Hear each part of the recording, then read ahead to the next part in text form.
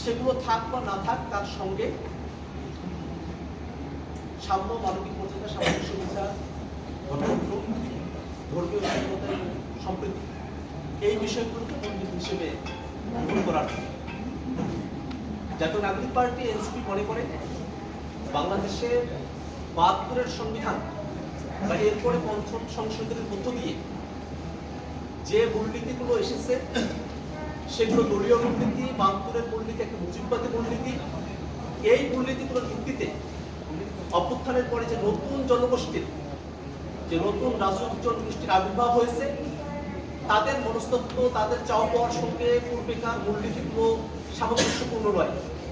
এই কারণে জাতীয় নাগরিক পার্টি মনে করে সাম্য, মানবিক মর্যাদা, সামাজিক সুবিচার, গণতন্ত্র, এই বিষয়গুলোকে মূলনীতি হিসেবে আমাদের গ্রহণ করতে হবে। আজকে মূলনীতির বিষয়ে এখানে কোনো ঐক্যমতের ভিত্তিতে কোনো সিদ্ধান্ত গৃহীত হয়নি। আমরা প্রস্তাবনা রেখেছি যে পূর্বেকার ৭২-এর সংবিধানের যে মূলনীতিগুলো আছে, বর্তমান যে মূলনীতিগুলো আছে, সেগুলোকে বাদ দিয়ে নতুন করে এই মূলনীতিগুলোকে গ্রহণ করতে হবে। একই সাথে সাংবিধানিক কাউন্সিলের বিষয়ে যে আলাপটা দীর্ঘ সময় ধরে চলে আসছিল, কনসেপ্ট ছিল যে সাংবিধানিক যে প্রতিষ্ঠানগুলো আছে, সংবিধিবদ্ধ যে প্রতিষ্ঠানগুলো আছে, সেখানে নিয়োগ করার সময়টাতে যেন একটা গণতন্ত্রায়ন থাকে, যাতে একটা নিরপেক্ষ বডি এই নিয়োগগুলো সম্পাদন করতে পারে।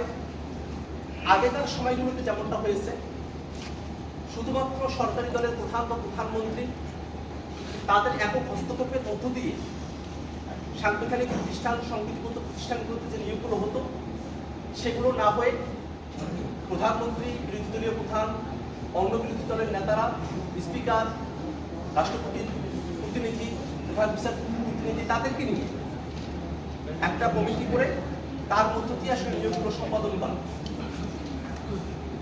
আমরা দেখেছি পূর্বে এই কমিটিকে জাতীয় সাংবিধানিক কাউন্সিল হিসেবে, এনসিসি হিসেবে অবহিত করা হয়েছিল।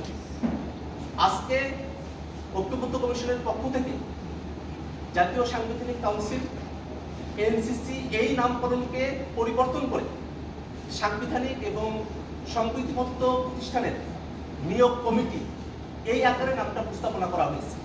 একই সাথে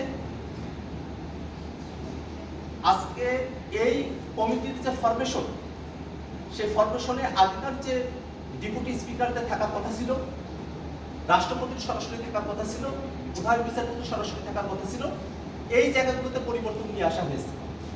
ডেপুটি স্পিকাররা থাকবেন না, রাষ্ট্রপতির তরফ থেকে একজন প্রতিনিধি থাকবেন এবং প্রধান বিচারপতির মনোনীত আপিল বিভাগের একজন বিচারপতি থাকবেন। এইভাবে এটাকে অ্যারেঞ্জমেন্ট করা হয়েছে। আমরা দেখি, আপনাদের অবস্থান বলেন। আমরা দেখি যে এখানে অনেকে বলেছেন যে এই যে ফরমেশন হচ্ছে, এই ফরমেশনের মধ্য দিয়ে অনির্বাচিত ব্যক্তিদের কাছে নিয়োগের অথরিটি চলে যায়। কিন্তু আমরা দেখি যে এখানে ৭ জনের মধ্যে ৫ জনই নির্বাচিত প্রতিনিধি থাকেন। অতএব এই যুক্তি সেটা তো গ্রহণযোগ্য হতে পারে না, সে কথা আমরা বলেছি।